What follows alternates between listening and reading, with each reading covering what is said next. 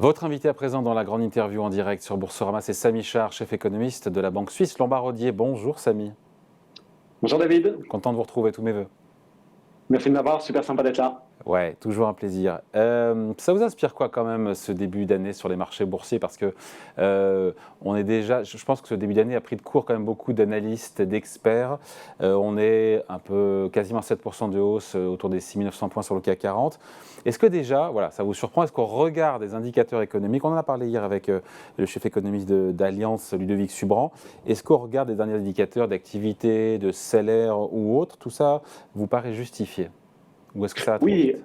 on a quand même terminé l'année dernière sur une note vraiment négative, hein. Donc on a un rebond aujourd'hui à partir de points quand même relativement bas. Et si on regarde les indices, alors l'Europe fait un peu mieux, mais l'indice américain est quand même à des niveaux pas très très flamboyants de 3800. Donc il faut quand même garder le point de départ en tête. Mais je dirais que globalement, là où je vois de la consistance, c'est que ces derniers mois, on a quand même des tendances qui sont allées dans la bonne direction, que ce soit au niveau de l'inflation, que ce soit au niveau de l'énergie, que ce soit au niveau de la croissance, de l'emploi, des salaires. On va dans la bonne direction, mais effectivement, il ne faut pas déclarer victoire. Il y a énormément encore d'efforts économiques à fournir avant de retrouver une situation plus normale, que ce soit aux États-Unis, en Europe ou d'ailleurs en Chine. Donc les marchés boursiers s'emballent un petit peu. Nirandel ne fait pas le printemps, il y a voilà, quelques esquisses de bons indicateurs, mais rien n'est fait. Et c'est là où on se dit souvent, mais c'est le propre des marchés que de surréagir. Oui, les marchés sont surtout en anticipation, donc ils espèrent que ces efforts vont être faits et que vers la fin de l'année ou la deuxième partie de l'année, on soit dans une situation qui soit encore plus favorable qu'aujourd'hui. Et c'est possible, je dirais que c'est même le scénario de base, mais effectivement, on va rester dans un environnement où la lutte contre nos problématiques, l'inflation, l'énergie ou le Covid en Chine, va rester au devant de la scène. Et donc, on ne va pas avoir une amélioration qui va être linéaire avec chaque mois du mieux et du mieux. Il va y avoir des hauts, il va y avoir des bas, il va y avoir des moments d'euphorie, peut-être des moments de doute. Mais enfin, globalement, quand même, ce qu'on voit, c'est deux choses. Déjà, le scénario du pire semble être évité, lorsqu'on pense à l'inflation aux États-Unis, lorsqu'on pense à la crise énergétique en Europe, où on pourra en débattre, mais même la situation de la réouverture chinoise, on semble éviter le scénario du pire, et on va quand même vers le mieux. Donc je trouve légitime d'imaginer quand même que les marchés financiers soient un tout petit peu plus favorablement orientés, Donc ils parce sont pas, qu'il y ils a sont encore pas en 6 mois, apesanteur, on pensait que le pire était possible. ils sont pas hors sol, ils sont pas en apesanteur, avec une hausse encore une fois. Je crois que le CAC 40 surperforme quasiment tous les indices boursiers européens. Voilà, il n'y a pas de lévitation. Oui, alors encore une fois, les marchés européens, c'est un phénomène. Il faut voir que on pensait à une récession très marquée en Europe déjà l'année dernière. Et aujourd'hui, vous avez vu certaines analyses, certaines banques d'investissement, même le consensus est en train de revoir ses estimations de croissance pour l'Europe. Certains ne tablent même plus sur la récession en Europe. Donc, le marché qui avait intégré cette récession, quand bien même ça n'allait pas être une récession extrêmement dure, se retrouve à devoir se réajuster et à remettre sur le devant de la scène la possibilité qu'il y ait un atterrissage en douceur. C'est peut-être un peu complaisant, mais enfin, ça montre bien quand même que globalement, il y a eu un mouvement dans une direction qui est quand même un peu plus favorable, et c'est normal que les marchés le reflètent, mais enfin, on a quand même beaucoup d'actifs financiers qui sont beaucoup plus bas qu'ils ne l'étaient, évidemment, il y a 12 mois. Sur l'inflation, on a ces signes de ralentissement, ils sont là, mais on reste à des niveaux qui sont évidemment très hauts. Est-ce que c'est suffisant pour espérer, et on le sait bien, on a compris que c'était le pari des marchés de manière sous-jacente, que les banques centrales montraient moins fortement leur taux d'intérêt cette année? Oui, absolument. Ce qu'on est en train de voir sur l'inflation, ça légitime moins de hausses de taux, c'est sûr, ou des hausses de taux à un rythme moins fort. Mais là où il ne faut pas se tromper, c'est que, en tout cas aux États-Unis, le marché est en train d'intégrer des baisses de taux. Et c'est là où éventuellement on peut être sceptique sur ce potentiel. Notre scénario, c'est que les banques centrales atteignent le plafond de leur politique monétaire au premier trimestre de cette année, donc autour de 3% en Europe, autour de 5% aux États-Unis. Mais il va falloir que les banques centrales maintiennent la pression, parce que ce qui se passe au niveau de l'inflation, ça va dans la bonne direction, mais David, vous l'avez dit, on reste à des niveaux très élevés. Donc on est dans un quelque part, ce qu'on environnement où les devrait banques plutôt centrales vont avoir, maintenir Samy, la pression, peut-être pas l'augmenter, mais certainement pas la réduire. c'est ça en fait. Les taux pourraient aller au niveau attendu, c'est-à-dire pas loin de 5% pour la Fed, autour de 3% pour la BCE. Pas plus, en tout cas, attendre une baisse de taux en 2023, pour vous, c'est illusoire. Et c'est Ça là me où les marchés se paraît trompent peut-être. extrêmement prématuré. Lorsqu'on regarde les anticipations de marché, la Fed montrait ses taux jusqu'en mars, voire avril, et puis commencerait à les couper, à les baisser à partir de juin, juillet de cette année. C'est-à-dire 2-3 mois après avoir monté ses taux, elle commencerait à les baisser. Et là, je trouve qu'effectivement, on est dans un narratif qui est très, très éloigné de ce que Ouais. nous communique la Réserve fédérale américaine. La Réserve fédérale américaine dit on doit maintenir une certaine pression sur le système, il faut éviter que les salaires repartent à la hausse, et donc, évidemment, ils veulent des Mais conditions alors pourquoi les financières marchés n'écoutent qui pas? soient maintenues à un certain niveau de stress, et donc ça paraît prématuré d'imaginer des baisses de taux. Mais pourquoi dans ces cas cette anticipation des marchés, des investisseurs, alors que ce n'est pas du tout en ligne avec ce que nous dit la Fed? Alors, les marchés sont peut-être très optimistes en ce qui concerne les tendances d'inflation. C'est vrai qu'elles vont dans la bonne direction, mais aujourd'hui, elles vont dans la bonne direction essentiellement grâce à un facteur qui est des coûts de l'énergie qui sont en train de baisser. Donc ça, c'est vraiment une très très bonne nouvelle.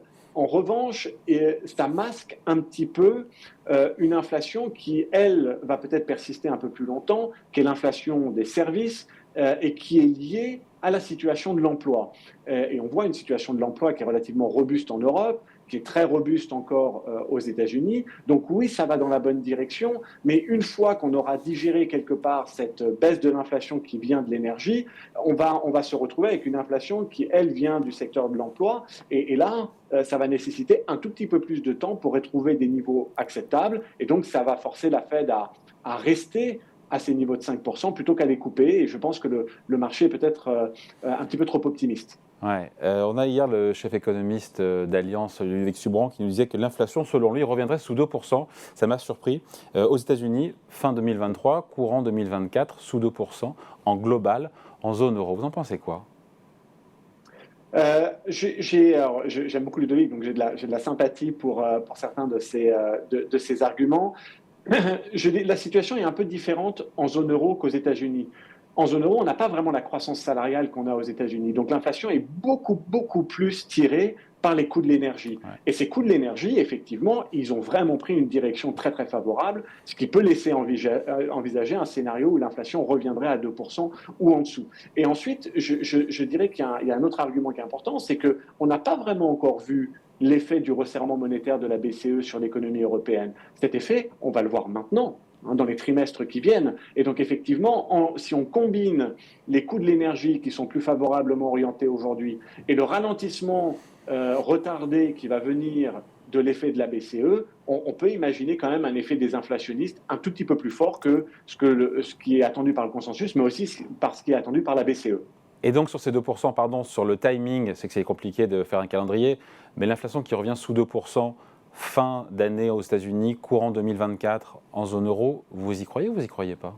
Alors, notre attente pour décembre 2023, donc fin de cette année aux États-Unis, c'est une inflation globale entre 2,5 et 3%, donc on est quand même au-dessus de 2, mais enfin la direction est la même. En revanche, en Europe, on est encore un tout petit peu au-dessus, et la raison, c'est que si on est tout aussi convaincu de la tendance baissière, le problème, c'est qu'on a un point de départ qui est quand même très élevé, et donc ça va mettre un tout petit peu plus de temps peut-être pour revenir sous les 2%, ce qui peut effectivement être une histoire pour 2024, mais ça me paraîtrait un tout petit peu trop rapide pour que ce soit déjà une histoire de fin 2023.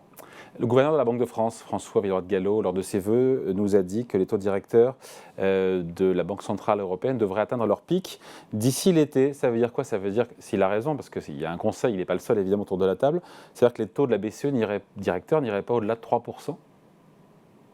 Ah non, alors s'ils montent les taux sur un rythme de 50 points de base, ce qui a été le cas en Ça décembre et fait ce qui 3,5. semble être annoncé pour février et mars, en mars, on sera déjà à 3%. Et donc effectivement, si la Banque centrale européenne doit continuer d'augmenter ses taux à ce rythme Ça fait 3,5. jusqu'à l'été, on peut se retrouver bien au-dessus de 3%. Mon sentiment, c'est que les développements d'ici à juin prochain vont être suffisamment favorables pour éviter que la BCE ait besoin d'aller aussi haut. Bon, donc cette thèse dans laquelle Wall Street croit de plus en plus, à savoir cet atterrissage en douceur de l'économie américaine au global, elle prend du crédit, notamment sur les États-Unis, Oui, bien sûr. on est effectivement en train d'aller dans cette direction. C'est un tout petit peu trop tôt pour crier victoire, mais même si on a une récession, on sent bien que quand même, ça ne va pas être une récession qui va être globale dans l'économie américaine.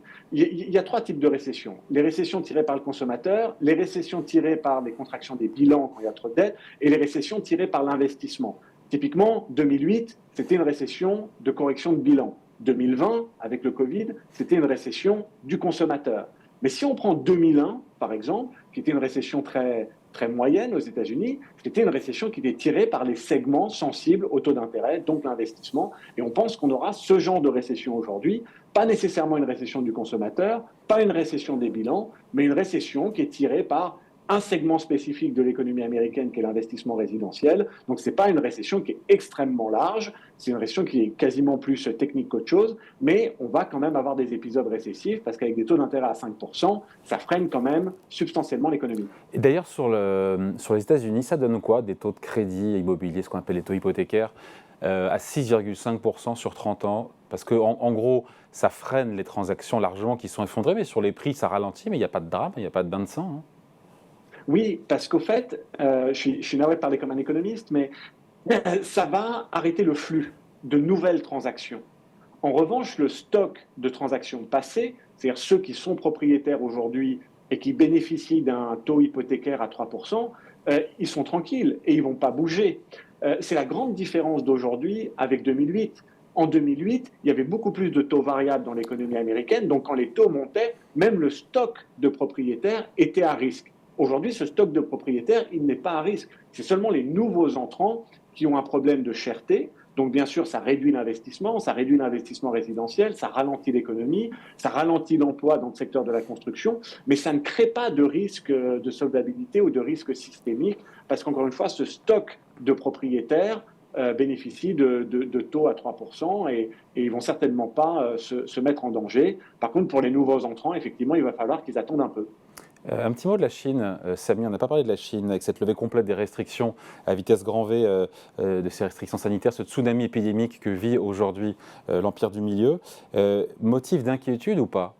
Parce qu'il y a des effets contraires. Non, Quand même, hein. c'est effectivement une tendance qui est engagée et qui, à notre avis, est irréversible. Les Chinois ont besoin de retrouver plus de croissance, pas uniquement par cynisme économique, mais aussi parce qu'il y a une très grande insatisfaction de la population par rapport aux restrictions, par rapport à la situation sanitaire, mais aussi par rapport à l'effet que ça a sur l'économie chinoise. Ils ont besoin de réouvrir et de stimuler leur économie pour retrouver des niveaux de croissance plus acceptables. Ça va s'accompagner d'un stress, plus de cas, plus de fatalités et une tension sur le système hospitalier, comme on a pu le rencontrer chez nous. Dans un mais premier enfin, temps. ils vont quand même réouvrir. Et donc quel effet alors? Parce qu'encore une fois, entre l'effet de court terme d'ici le printemps et ensuite, quel effet, encore une fois, sur la croissance chinoise et mondiale? Quel effet sur l'inflation? Je crois que c'est le chef économiste de la COFAS, je disais dans les Échos d'hier, qui disait que l'inflation pourrait repartir en seconde partie d'année du fait de la réouverture de la Chine.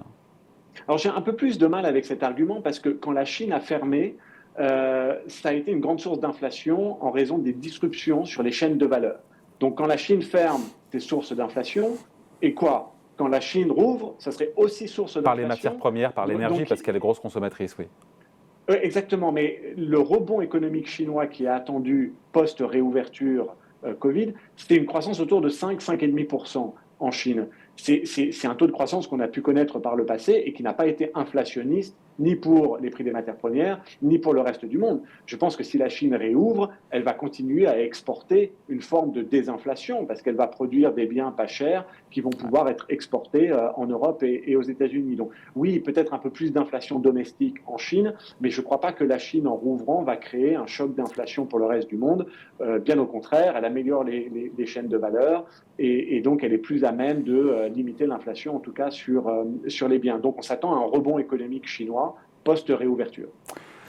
Samy, avant de se quitter, comment on résume cet échange? Il y a des raisons d'espérer, on le voit bien, avec les prix de l'énergie qui repartent à la baisse, c'est une bonne chose. Quelles sont les raisons d'espérer, si on doit résumer, et les facteurs de risque pour cette année? Je crois que ça, c'est le message principal, mais qu'encore une fois, c'est un petit peu comme un marathon. On est encore loin de la ligne d'arrivée. Donc on doit maintenir l'effort histoire que la course se passe bien et qu'on finisse par franchir cette ligne d'arrivée avec une inflation plus faible, une crise énergétique contenue en Europe et une réouverture réalisée en Chine, il y a encore pas mal de kilomètres à courir, mais au moins on est dans le rythme, on est dans le bon tempo et a priori, pour l'instant, tout se passe bien, donc il faut maintenir l'effort. Et c'est ça qui est joué, c'est ce scénario-là qui se profile, mais qui n'a rien d'une évidence. C'est ce scénario qui est joué aujourd'hui par les marchés boursiers qui explique ce début d'année tonitruant. Exactement, et la probabilité de ce scénario, que ça se passe bien et qu'on franchisse la ligne d'arrivée pas loin de à la fin de cette année, est en train d'augmenter en probabilité, donc c'est normal que les marchés l'intègrent. Allez, merci beaucoup. Toujours très agréable d'échanger ensemble. Samy Char, chef économiste de Lombard Odier, invité à la grande interview en direct sur Boursorama. Merci Samy, salut. Merci beaucoup, à bientôt.